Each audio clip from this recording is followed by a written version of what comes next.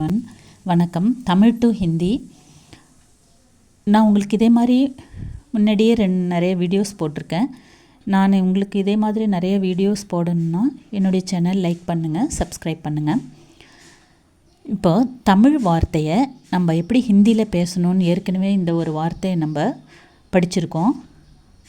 தமிழில் இந்த கா கா இதுக்கு எப்படி வித்தியாசம் நம்ம இருக்கணும் தெரிஞ்சுக்கணுன்றதுக்காக நான் இந்த வீடியோவை போடுறேன். நீங்கள் சாப்பாடு சாப்பிட்டீர்களா? இதை நம்ம ஹிந்தியில் ஆப்னே கானா காலியா, ஆப்னே கானா காலியா. இதை நம்ம ஹிந்தியில் தான் எழுதி படிக்கணும், நம்ம தமிழில் கூட எழுதிக்கலாம், தமிழில் எழுதி படிச்சுக்கலான்னு நீங்கள் நினைப்பீங்க. நான் தமிழில் எழுதுகிறேன். ஆப்னே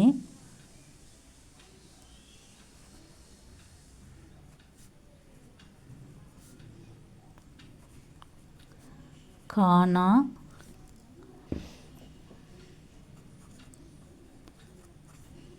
காலியா. இது அப்படியே இதுக்கு நேராக ஆப்னே அப்படியே தான் வரும். ஆப்னே கானா காலியா. இப்போ தமிழில் எழுதியிருக்கிறது பாருங்கள். ஆப்னே கானா காலியா, ஆப்னே கானா காலியா. இது எப்படி வித்தியாசம்?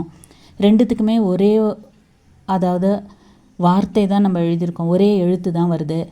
அதுக்காக தான் நான் என்ன உங்களுக்கு ஏற்கனவே புரிய வச்சுருக்கேன். க க க க. இதுக்கு நம்ம டிஃப்ரெண்ட்டு தெரிஞ்சுக்கணுன்னா இது ஃபஸ்ட்டு கா, இது க அழுத்தி சொல்லுவோம். காவுக்கு நம்ம புள்ளி வச்சுக்கணும், காவுக்கு 2 புள்ளி வச்சுக்கணும். அப்போ தான் நமக்கு இதை கான்னு நம்ம உச்சரிப்போம். தமிழ்லேயும் அதே மாதிரி நம்ம காலியா அப்படின்னு கேட்கும்போது இந்த கா வருது இல்லைங்களா, இதுக்கு கீழே நம்ம இங்கே புள்ளி வச்சுக்கிட்டோம்னா இங்கேயும் ஐடென்டிஃபை இருக்கும், தமிழ்லேயும் உங்களுக்கு ஐடென்டிஃபை இருக்கும், ஹிந்திலையும் ஐடென்டிஃபை இருக்கும். கா கா ரெண்டுத்துக்கும் ஒரே புள்ளி வச்சுக்கிட்டோம்னா ஃபஸ்ட்டு கா. அந்த உச்சரிப்புக்காக தான் நமக்கு ஒளி வடிவம் நம்மள தான் சொல்லுவோம். கடிகாரம், இப்போ கடிகாரம்னு சொல்லுவோம், அப்போ இந்த கா தான் வரும். கடின்னு சொல்லுவோம், கடி கா வரும், ஃபஸ்ட்டு கா வரும். கரடி சொல்லுவோம், கரடி, அப்போ டீன்னும் போது டா. அதே மாதிரி தான் டட்டா டா டாலையும் அதே மாதிரி தான் வரும். தா தா தாலையும் நமக்கு ஒரு தா தான் இருக்குது, ஒரு கா தான் இருக்குது. இந்த ஒரு காவையே தான் நம்ம கா கான்னு சொல்லணும். அதுக்காக தான் நான் இந்த வீடியோஸ் உங்களுக்கு போட்டிருக்கேன், புரியும்படி இருக்கட்டும்னு. இப்போ நம்மளே ஒரு இடத்த வாட்ச், கடிகாரம் கடின்னாலும் அது இவங்களுக்கு அந்த கடி தான், வாட்ச் தான். நமக்கும் கடிகாரம்னா வாட்ச் தான். நம்ம அந்த இடத்துக்கு ஏற்ற மாதிரி கான்னு மாற்றிக்கிறோம்.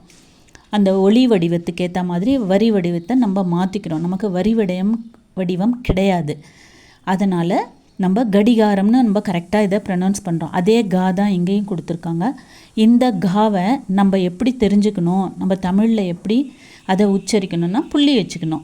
இந்த கா தான் அது நம்ம உச்சரிக்கணும் இல்லையா. இப்போ இதையே காலியா காலியான்னு நம்மளே படிக்க முடியாது, அதால் நம்ம உச்சரிக்கணும். அந்த உச்சரிப்புக்காக தான் நான் புள்ளி வச்சுக்கிறபடி உங்களை நான் கேட்டுக்கிறேன். ஏன்னா நீங்கள் அடையாளம் தெரிஞ்சுக்கிட்டு ப்ராப்பராக நம்ம அதை படிக்க முடியும், குழந்தைகளுக்கும் சொல்லித்தர முடியும். இந்த கா தான், இந்த கடிகாரம் என்பது இந்த கா 2 புள்ளி இந்த காவை குறிக்கும். இது ஃபஸ்ட்டு கா, இது ஒரே ஒரு புள்ளி வச்சா கா காலியா, கானா காலியா. இதை புள்ளி வைக்கும்போது நம்ம அந்த கா சவுண்டு கொடுப்போம், இல்லைன்னா கான் தான் படிப்போம். பாருங்கள், ரெண்டுத்துக்கும் ஒரே எழுத்து தான் வருது பாருங்கள், ஒரே வார்த்தை ஆப்னே கானா காலியா. அதே தான் நான் ஹிந்தியிலே எழுதி வச்சுட்டு ஆப்னே கானா காலியா இப்படியே தான் வரும். இதே நம்ம டிஃப்ரெண்ட் தெரியணுன்னா இந்த காவுக்காக நம்ம இங்கே புள்ளி வச்சுக்கிட்டோம்னா இதை கா சவுண்டில் நம்ம படிப்போம். இது ஃபஸ்ட்டு கா, இது 2வது கா. இதே மாதிரி நம்ம ப்ராப்பராக தெரிஞ்சுட்டு படிக்கவும் செய்யணும், சொல்லியும் கொடுக்கணும் குழந்தைகளுக்கு. தேங்க்யூ.